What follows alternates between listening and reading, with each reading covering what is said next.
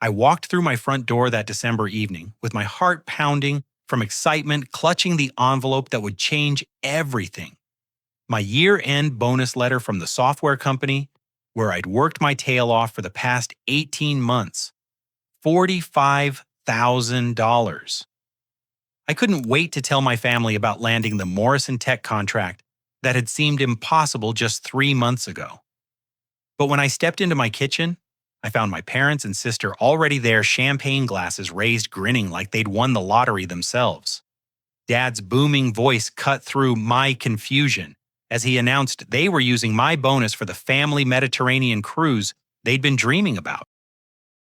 The words hit me like a physical blow, but I forced my expression to remain neutral while my mind scrambled to process what I'd just heard. How could they possibly know about my bonus when I'd only received the notification that afternoon? The HR department had strict confidentiality policies, and I hadn't breathed a word to anyone about the potential payout. "How did you know about that?" I asked, trying to keep my voice steady while setting my briefcase down by the kitchen counter. Mom's laughter filled the room, light and carefree, as if she just shared the most amusing anecdote. "We read your mail, sweetheart. That fancy envelope from your company looked important, so we figured we should see what it was about." My stomach dropped as the reality of what she just admitted sank in. They had opened my private correspondence without permission, violated federal mail laws, and somehow convinced themselves this was perfectly acceptable behavior. Jessica, my 26-year-old sister, was lounging against the refrigerator with a satisfied smirk, clearly enjoying my stunned silence. "Don't look so shocked, Irvin, Dad," said, his tone carrying that familiar edge of authority he'd used throughout my childhood. "We're family. Besides, this bonus is perfect timing for our cruise plans. We've been researching Mediterranean packages for months, and with your contribution, we can finally book that deluxe suite with the ocean view balcony." I nodded slowly, maintaining my calm facade while internally calculating how to respond to this bombshell. "Can I see the letter? I'd like to read the details myself."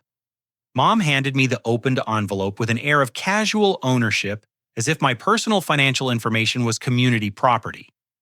The official company letterhead was pristine, but the envelope had been carefully steamed open and resealed. As I unfolded the document, I noticed they hadn't just read it once they'd made photocopies.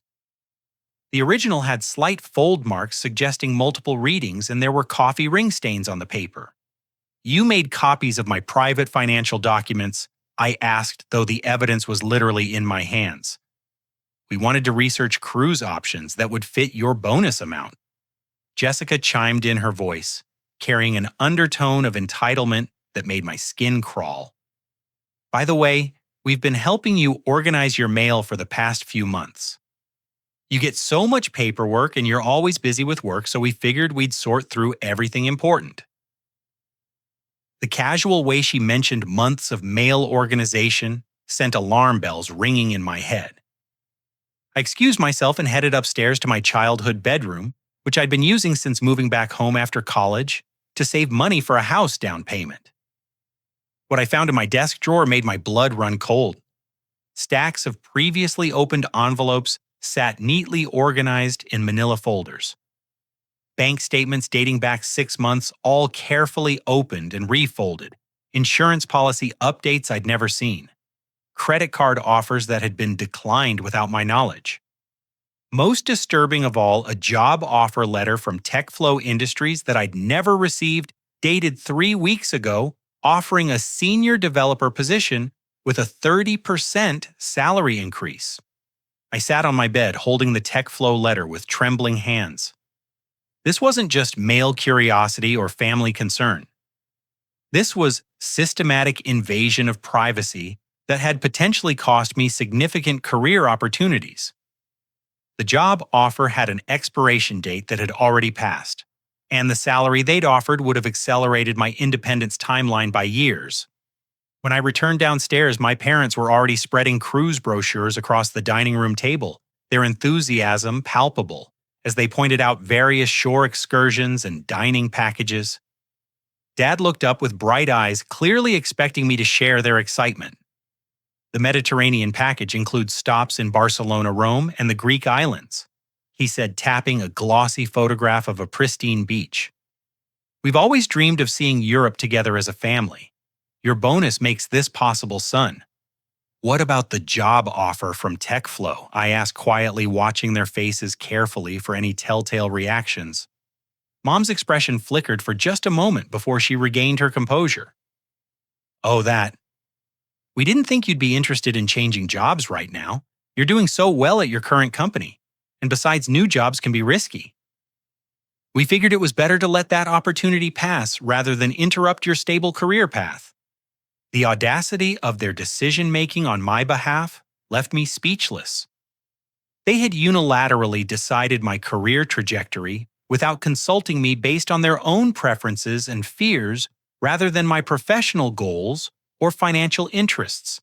Jessica avoided eye contact, suddenly finding the cruise brochures fascinating, which told me she'd been complicit in this deception.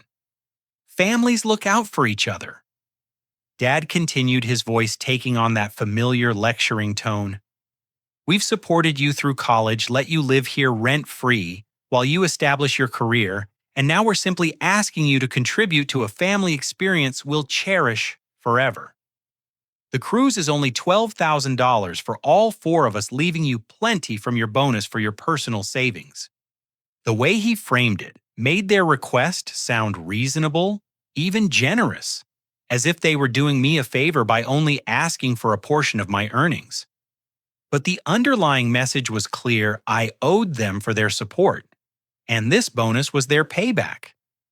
The fact that they'd made this decision before consulting me, and had already been making plans based on money I hadn't agreed to give them, revealed the depth of their entitlement.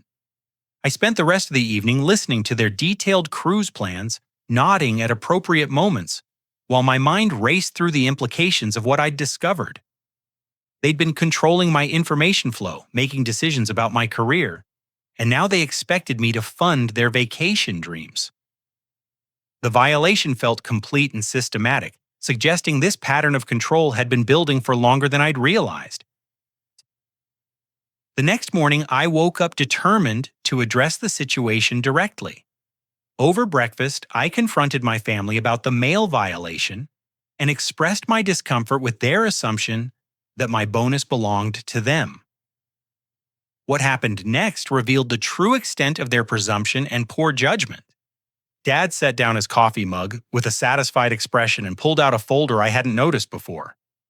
Actually, son, we've already gotten started on the cruise arrangements. We wanted to secure the best cabin before prices went up for the spring sailing season. My heart sank as he opened the folder to reveal printed confirmation emails and booking receipts. They hadn't just planned to use my bonus, they'd already committed my money to expenses I'd never authorized. The documents showed cruise deposits, flight reservations, and shore excursion bookings totaling nearly $8,000. How did you pay for all this? I asked, though I suspected I already knew the answer. Mom beamed with pride at their efficiency. We used the credit card information from your wallet while you were sleeping. We found your cards when we were organizing your room, and we figured you'd want us to secure the best deals while they were available. Everything's refundable if you really object, but we thought you'd appreciate us taking initiative. The casual way she described using my credit cards without permission made my vision blur with anger. They'd committed identity theft and fraud, multiple felonies, while convincing themselves they were being helpful family members. The receipts showed they'd used 3 different cards to spread out the charges, suggesting they'd carefully planned this financial appropriation. Jessica looked up from her phone with excitement. I already told my friends about our family vacation, and my boyfriend Kyle is so excited. We booked him a cabin right next to ours so he can join us for the whole trip.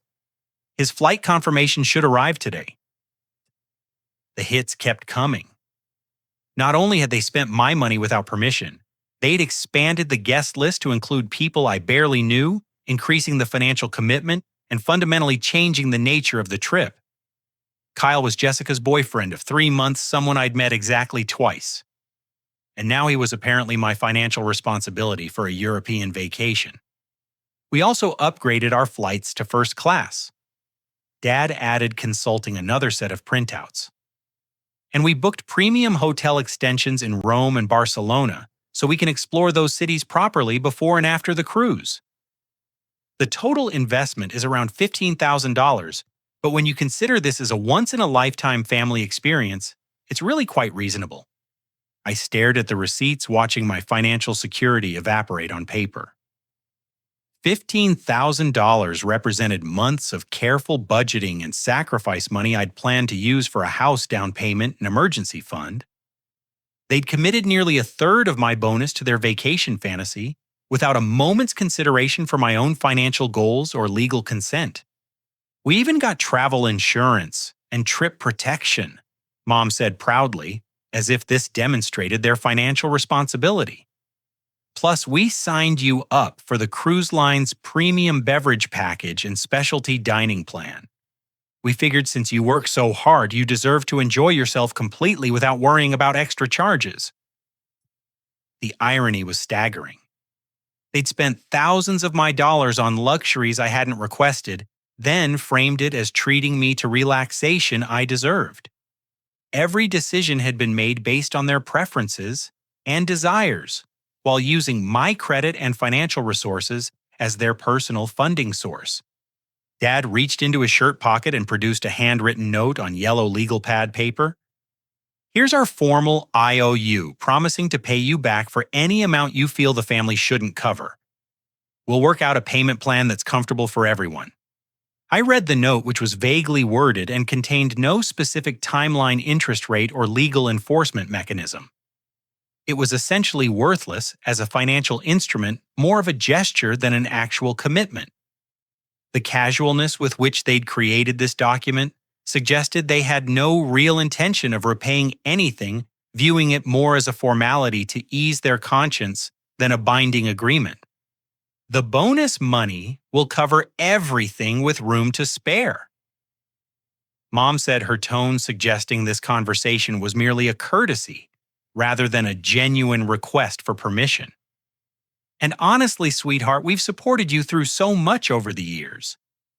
College tuition room and board health insurance, car payments, all those Christmas and birthday gifts. This family vacation is really just a small way for you to show appreciation for everything we've invested in your success. There it was, the emotional manipulation wrapped in gratitude language.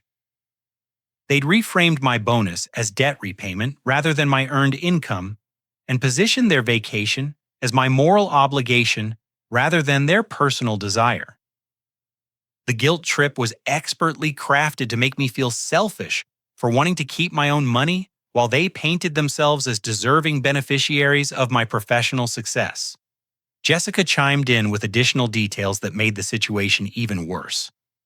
Kyle's parents might join us for part of the trip too. They're looking into flights to meet us in Rome, and we told them you were covering accommodations since you got such an amazing bonus. They're so grateful for your generosity.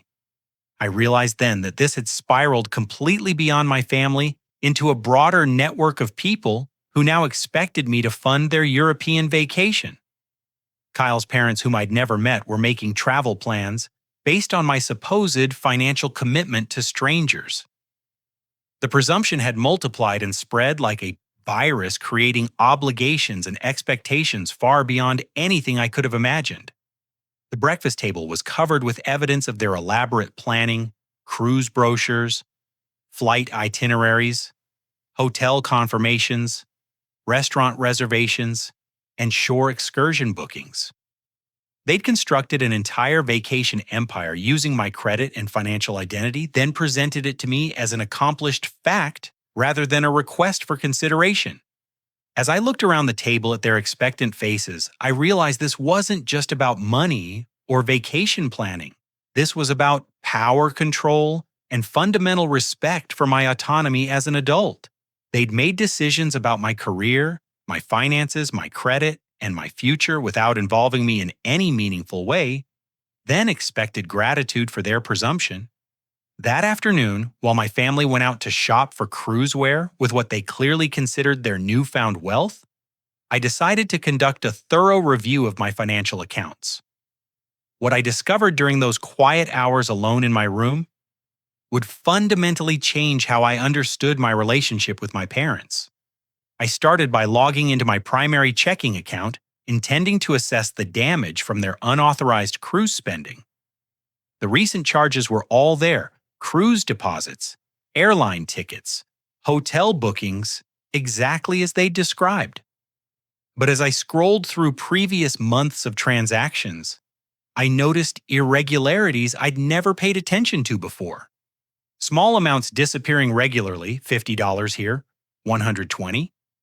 There are occasionally larger sums of $200 or $300. The transactions were labeled as transfers or service fees, easy to overlook among legitimate expenses, but their frequency and timing suggested a pattern rather than random bank charges. I called the bank's customer service line and spent an hour reviewing transfer authorizations and account access permissions. What the representative revealed made my stomach turn. My parents had been granted limited account access 3 years ago, supposedly for emergency purposes, while I was dealing with a complicated tax situation that required family financial documentation. That limited access had never been revoked, and according to the bank records, they'd been making regular transfers to their own accounts for over 2 years. The amounts were carefully calculated to stay below my normal spending thresholds, designed to blend in with my regular financial activity without triggering alerts or overdrafts.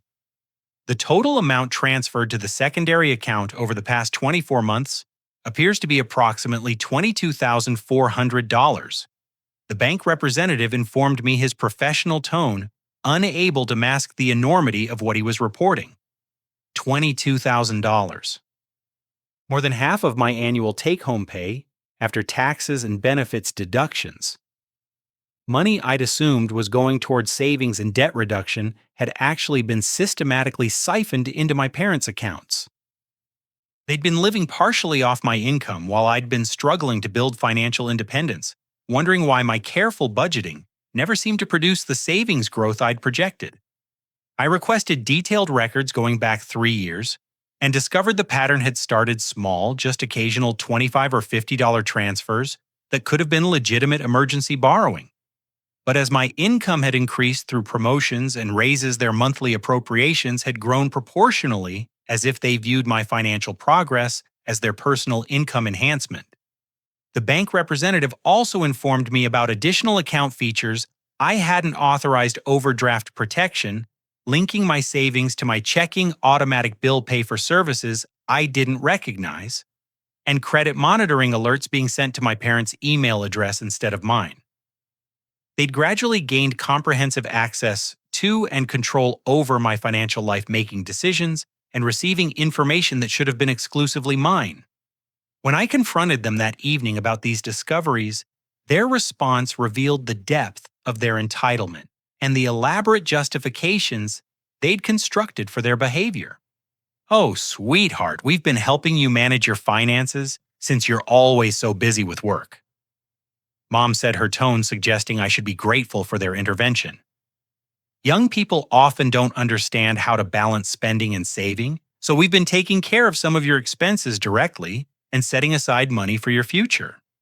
Dad nodded in agreement, pulling out a manila folder filled with receipts and handwritten notes. "Every dollar we've taken has gone toward family expenses that benefit you directly or indirectly. Your car insurance, family health insurance premiums, property taxes on this house where you live, rent-free groceries, utilities, maintenance, and repairs. We've essentially been your financial managers, making sure your money was being spent responsibly." The way they framed it was masterful manipulation. They'd taken my money without permission, but positioned themselves as financial advisors looking out for my best interests.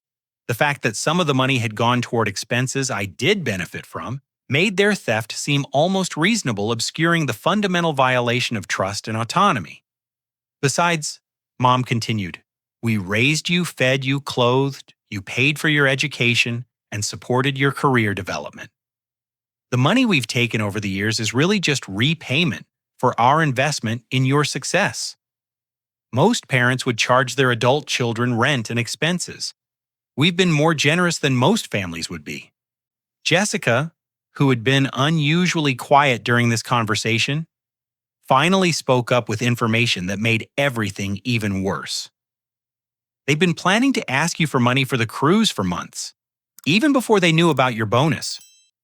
Dad lost his overtime hours at the plant 6 months ago, and Mom's part-time retail job doesn't cover much.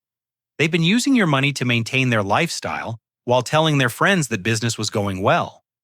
The revelation that my parents had been essentially living a lie using my income to subsidize their public image while facing their own financial difficulties added another layer of betrayal to an already devastating situation. They hadn't just stolen my money, they'd stolen it to maintain appearances and avoid the honest conversations and lifestyle adjustments that responsible adults make when facing financial challenges. Children owe their parents for the sacrifices we made raising them, Dad said, his voice taking on a hard edge as he realized their justifications weren't resonating with me. 18 years of feeding, housing, clothing, and educating a child represents hundreds of thousands of dollars of investment. The few thousand we've taken from your accounts barely begins to repay that debt. You should be thanking us for only taking what we've taken instead of calculating the full amount you owe us for your upbringing. The cold calculation in his voice as he reduced my childhood to a financial transaction was perhaps the most hurtful part of the entire confrontation. He'd transformed parental love and responsibility into a business arrangement where I was the debtor and they were creditors collecting on an investment. Every birthday gift, family vacation, and supportive gesture from my childhood was being retroactively recontextualized as a loan I was now expected to repay with interest. I spent that night lying awake, staring at the ceiling, trying to process the magnitude of what I'd discovered. My parents hadn't just violated my privacy or made poor decisions about my bonus money. They'd been conducting a years-long campaign of financial control and manipulation, systematically extracting money from my accounts while convincing themselves and trying to convince me that this was normal family behavior. The worst part was realizing how long it had taken me to notice. They'd been skilled enough to keep their theft below detection thresholds, patient enough to build their access gradually, and manipulative enough to create justifications that almost sounded reasonable. If they hadn't overplayed their hand with the cruise plan, I might have continued unknowingly funding their lifestyle for years while struggling to understand why my own financial goals remained out of reach. The next few days were a blur of devastating discoveries as I began investigating other areas of my life where my parents might have interfered. The financial theft had been systematic and long-term, but I was starting to suspect their control and manipulation extended far beyond money. What I uncovered made me realize they'd been actively sabotaging my attempts at independence for years. I started with my ex-girlfriend Amanda, whom I dated seriously for 8 months, before she suddenly broke up with me 6 weeks ago. Her explanation at the time had been vague and confusing, something about me not being ready for commitment and her feeling like she wasn't a priority in my life.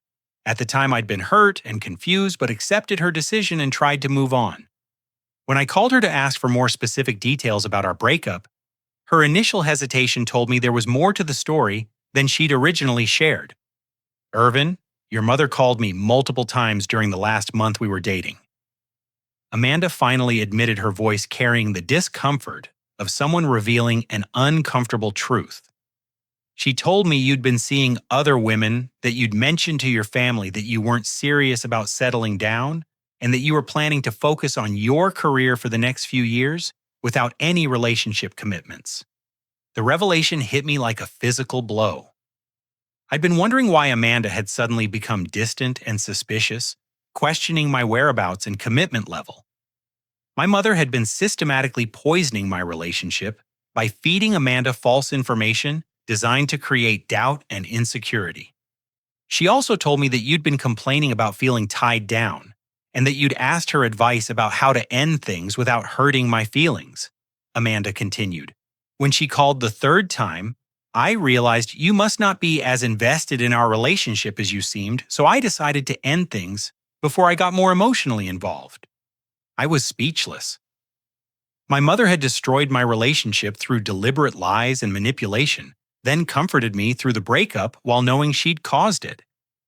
The level of deception was breathtaking, and the casual cruelty of destroying my happiness to maintain control over my life revealed a side of my parent I'd never suspected existed. But the relationship sabotage was only the beginning. I remembered the TechFlow job offer I'd discovered in my open mail and decided to contact them directly to understand what had happened with that opportunity. The hiring manager, Patricia Chen, was surprised to hear from me and initially confused about why I was calling. "We were very disappointed when your father called to inform us that you'd accepted another position," she said. "We'd been hoping to bring you in for a final interview and discuss our compensation package, which would have been significantly higher than your current salary. My father had actively sabotaged a career opportunity that could have increased my income by 30% and accelerated my path to financial independence.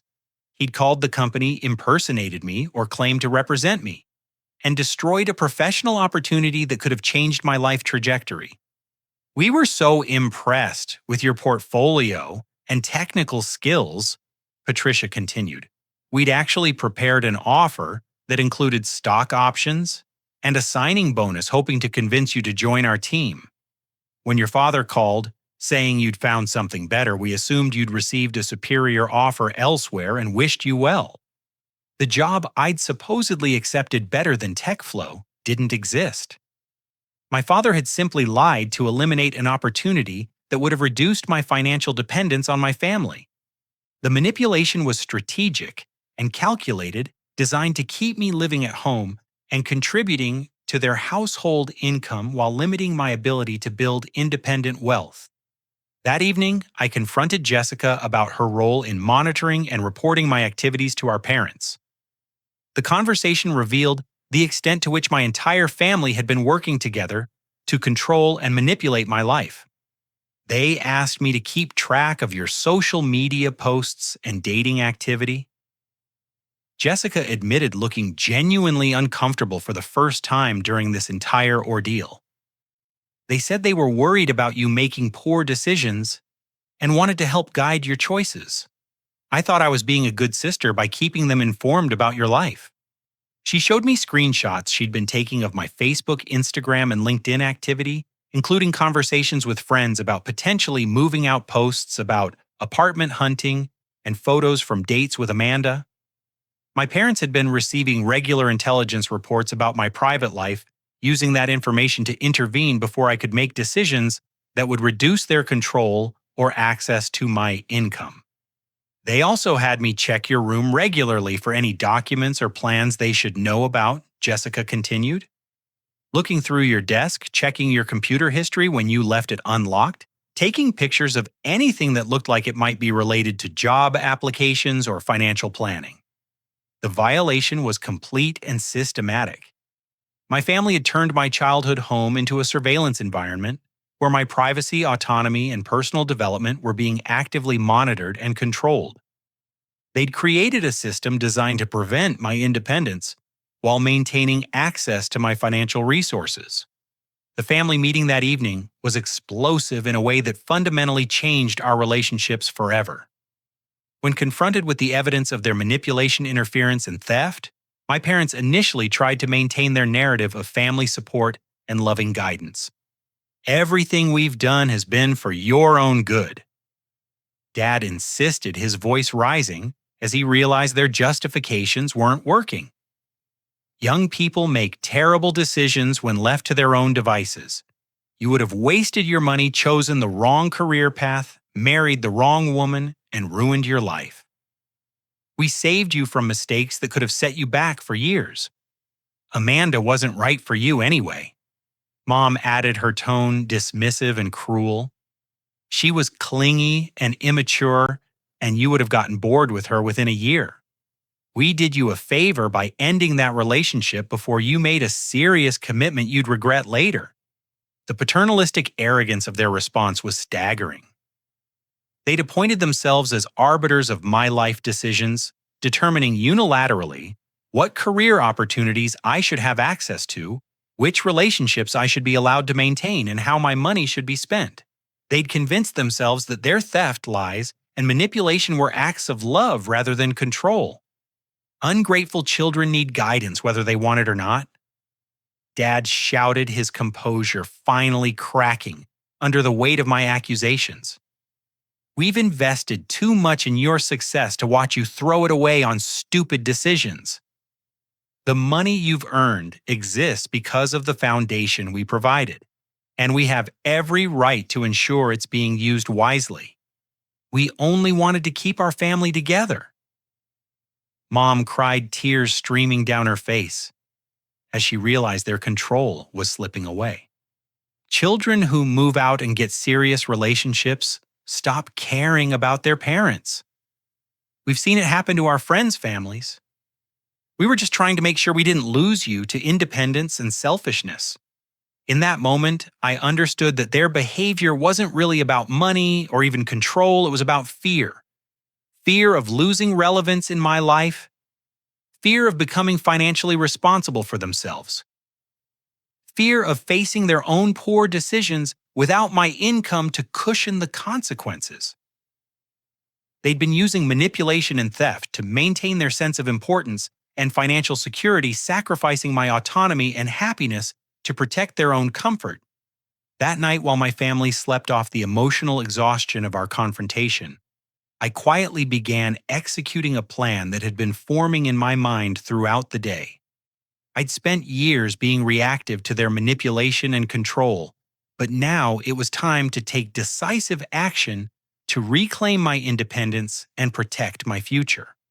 My first call was to my company's HR department. I reached the after-hours emergency line and explained that I needed to change my direct deposit information immediately due to a family emergency involving financial fraud. The HR representative was sympathetic and professional, walking me through the process of redirecting my bonus payment to a new account that only I would control. I'd researched banks with robust security features and strong fraud protection, finally settling on a credit union across town that specialized in serving young professionals. Within 2 hours, I'd opened new checking and savings accounts with complex passwords, two-factor authentication, and strict access controls that would prevent anyone else from gaining entry to my financial information. While waiting for my bank account confirmations, I contacted my college friend Marcus, who worked in real estate and had mentioned several times that he knew about good apartment deals in the downtown area. Despite the late hour, Marcus was eager to help and began searching rental databases for furnished apartments available for immediate occupancy. "I've got 3 places that could work," Marcus said, after spending an hour on calls with landlords and property managers. "One's a studio in the Arts District, another's a 1-bedroom near the university, and the third is a luxury apartment complex about 15 minutes from your office. The luxury place has a furnished unit available tomorrow if you can provide deposit and first month's rent immediately." The luxury apartment was expensive, more than I'd planned to spend on housing, but the security features and immediate availability made it worth the premium. Controlled access security cameras, package receiving services, and most importantly, no possibility of my family gaining unauthorized entry.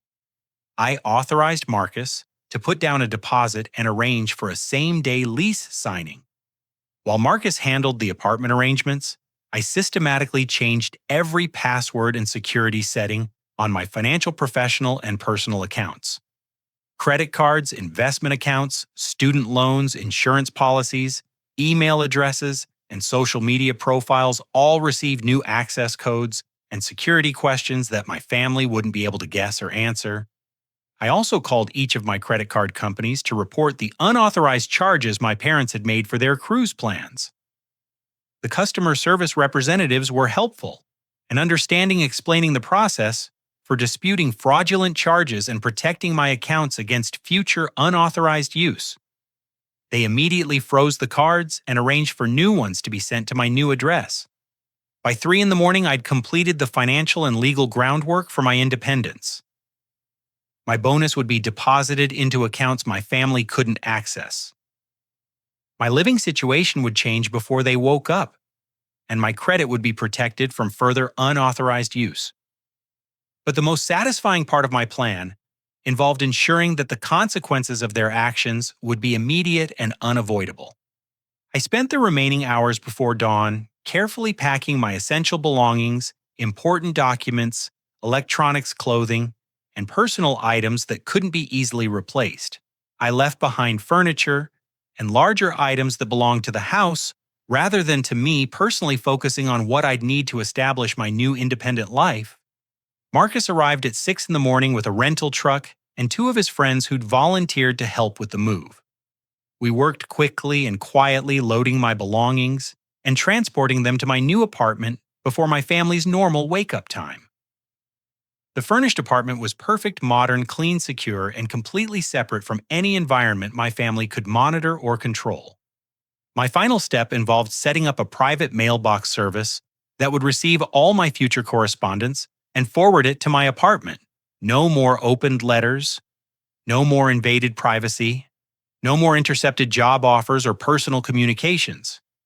I arranged for immediate mail forwarding from my parents' house to the private service, ensuring that any attempt to continue reading my correspondence would be futile. By 8 in the morning, I was sitting in my new apartment, drinking coffee, and reviewing my financial protection checklist. Credit card fraud reports filed, new bank accounts, secured apartment lease, signed mail, forwarding established, and all personal accounts protected with new passwords and security settings. I'd accomplished in one night what should have taken me months of planning, motivated by the urgency of protecting myself from further manipulation and theft. The hardest part was calling my office to arrange working from home for the rest of the week while I settled into my new living situation. I explained to my supervisor that I was dealing with a family emergency that required some schedule flexibility, and she was completely understanding, even offering additional support if I needed extended time off. I also made appointment with a family law attorney who specialized in financial abuse and identity theft cases. While I wasn't sure I wanted to pursue criminal charges against my parents, I wanted to understand my legal options and ensure that I had professional guidance for protecting myself against future financial manipulation. As I sat in my new apartment surrounded by boxes and the quiet satisfaction of having taken control of my life, I realized that the most powerful part of my counterattack wasn't the financial protection or legal consultation. It was the simple act of removing myself from their sphere of control and influence, creating physical and emotional distance that would allow me to make decisions based on my own judgment rather than their manipulation. My phone started ringing around 9 in the morning, but I let the calls go to voicemail while I focused on organizing my new space and planning my next steps.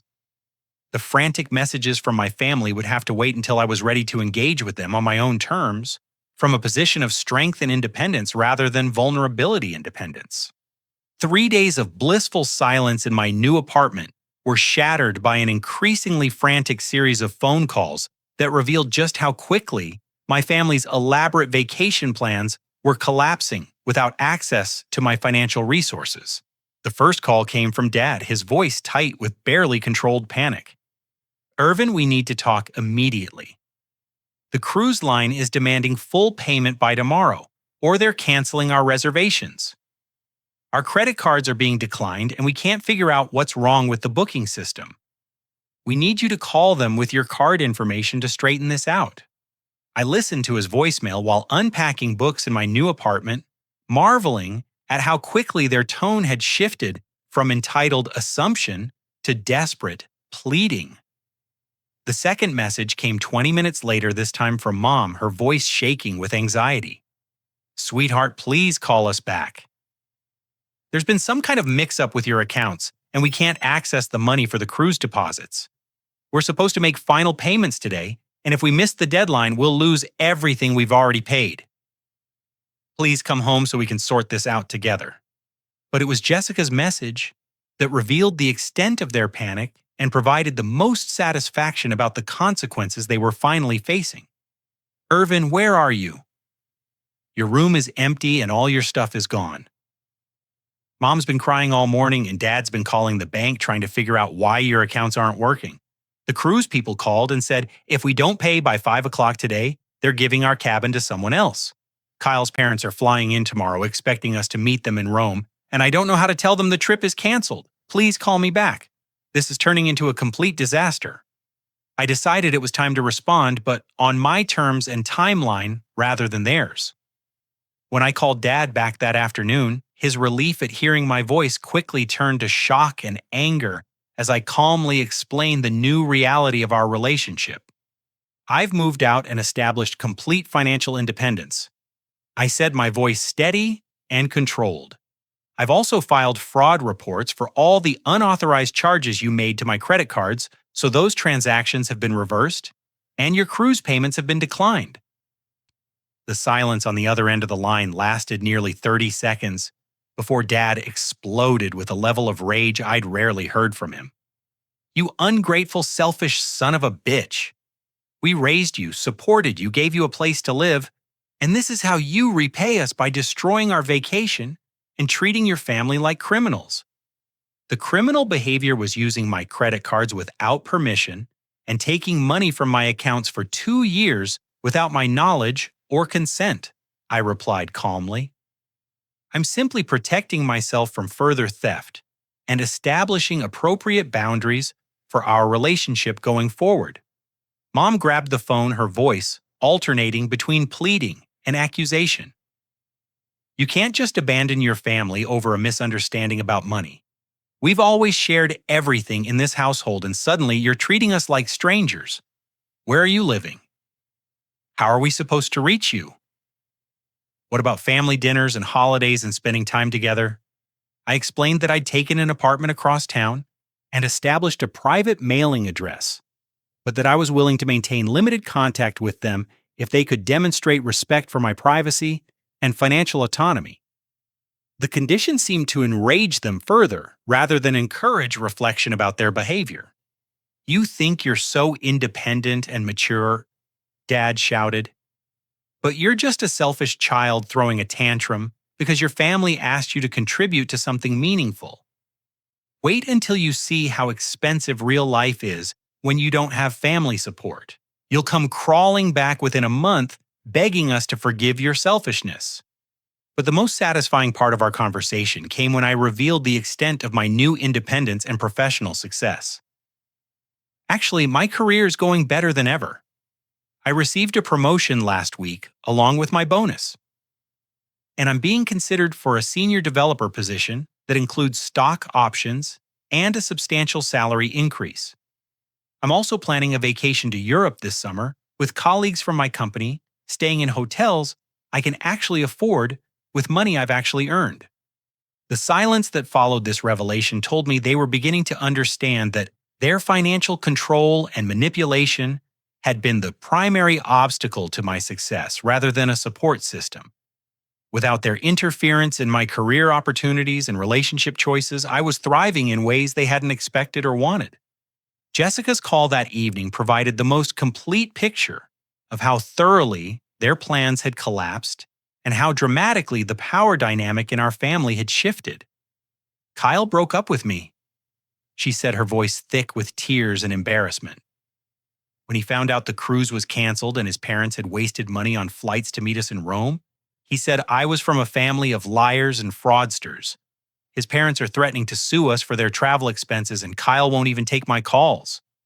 The social consequences of their financial fraud were spreading beyond our immediate family, creating embarrassment and legal exposure they hadn't anticipated. Kyle's parents had made travel arrangements based on false promises about my financial support, and now Jessica was facing the humiliation of explaining her family's deception to her social circle. "All my friends know about the cruise cancellation," Jessica continued. "Everyone was so excited about the photos and stories I was going to share from Europe. And now I have to admit that we never had the money for the trip in the first place. People are asking questions about our family finances. And I don't know how to explain what happened without admitting that mom and dad were stealing from you. The reputational damage was perhaps the most painful consequence for my parents, who had built their social identity around projecting success and family harmony. Their friends and neighbors had heard about the elaborate Mediterranean cruise, and now they'd have to explain its cancellation without revealing the financial fraud and family dysfunction that had caused the collapse. But the financial consequences were even more severe than the social embarrassment. Dad called that weekend to inform me that they were facing serious credit card debt from their vacation planning, and their financial situation was far worse than I'd realized. Your mother and I have been struggling financially for months. He admitted, his voice subdued and defeated. My hours at the plant were cut back last winter, and her retail job barely covers groceries. We've been using your money to maintain our lifestyle and pay our bills, and without that income, we can't cover our basic expenses, let alone the credit card debt from the cruise deposits. The revelation that they'd been essentially living off my income while maintaining a facade of financial stability explained so much about their desperate need to control my career choices and living situation. They weren't just stealing my money for luxuries, they'd become dependent on it for basic survival, making my independence an existential threat to their financial security. We're going to have to sell the house, Mom said when she took the phone, her voice hollow with defeat. Without your contribution to household expenses and with the debt from the canceled cruise, we can't afford the mortgage payments. We'll probably have to move into a small apartment and find additional work to pay off what we owe. The complete reversal of our financial relationship was staggering. 6 months ago, they'd positioned themselves as my benefactors, providing housing and support while I established my career. Now they were facing homelessness and bankruptcy because they'd built their lifestyle around stolen income and fraudulent planning rather than honest work and responsible budgeting. 6 months later, I was sitting in my favorite restaurant downtown, sharing dinner with Amanda, whom I'd reconnected with after explaining the full truth about my family's interference in our relationship. The transformation in both our lives since I'd established independence was remarkable and deeply satisfying. Amanda had been initially skeptical when I called to explain about my mother's manipulation and lies, but as I provided details and evidence about my family's systematic control over my life, she began to understand why our relationship had been sabotaged from within. I always felt like there was something wrong, but I couldn't figure out what it was, she said. Your behavior never matched what your mother was telling me about your feelings and intentions. We'd been dating again for 3 months, building a relationship based on honest communication and mutual respect rather than manipulation and interference.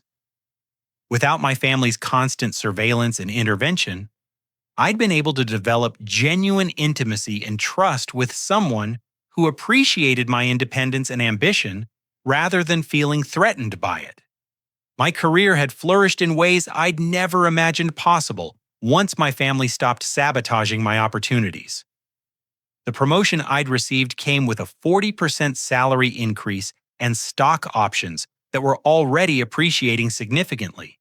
I'd also been approached by 2 other companies who'd heard about my work creating multiple career paths and financial opportunities that my family's control had previously prevented. The European vacation I'd planned with colleagues from work had been everything I'd dreamed of and more. We'd spent 2 weeks touring Italy, France, and Spain, staying in beautiful hotels and experiencing culture and cuisine that expanded my perspective on life's possibilities. The photos from that trip, posted proudly on my social media accounts, served as a stark contrast to my family's canceled cruise plans. But the most significant changes were in my relationship with my family itself. The consequences of their manipulation and theft had been severe and long-lasting, forcing them to confront the reality of their behavior and make fundamental changes to their lifestyle and expectations. Dad had been forced to find full-time employment after losing the house, eventually taking a position at a manufacturing company that required longer hours but provided steady income. The humbling experience of starting over financially in his 50s had given him perspective on the value of honest work and the consequences of financial irresponsibility. Mom had taken a position in retail management that required her to work weekends and evenings, but provided health insurance and steady income that allowed them to rent a small, two-bedroom apartment across town.